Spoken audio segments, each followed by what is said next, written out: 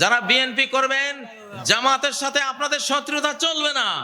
যারা বিএনপি করবেন হেফাজতের সাথে আপনাদের শত্রুতা চলবে না। আমরা দেখছি জিয়াকে যারা সামনে নিয়ে আজকে রাজনীতি করেন তারা অবশ্যই আলেম বান্ধব হতে হবে।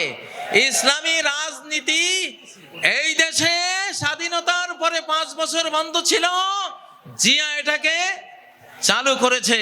আল্লাহ জিয়াকে রহমত করুন, আমরা দোয়া করি। যারা বিএনপি করবেন জামাতের সাথে আপনাদের শত্রুতা চলবে না। যারা বিএনপি করবেন হেফাজতের সাথে আপনাদের শত্রুতা চলবে না। আমরা দেখছি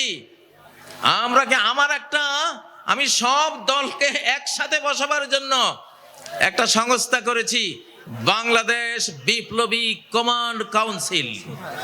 বলো, বাংলাদেশ বিপ্লবী কমান্ড কাউন্সিল। আমি ওখানে বিএনপি কে বসাতে চাই, জামাতকে বসাতে চাই, হেফাজতকে বসাতে চাই, আরো চরমনায় আছে তাদের যারা যারা রাজনীতি করেন সবাইকে বসাবো। তারা নিজ নিজ দল নিয়ে তারা সব কাজ করবে, বাট জাতীয় ইস্যুগুলিতে স্বাধীনতা রক্ষা, অখণ্ডতা রক্ষা, নিরাপত্তা রক্ষার প্রশ্নে সকল দলকে এক জায়গায় বসিয়ে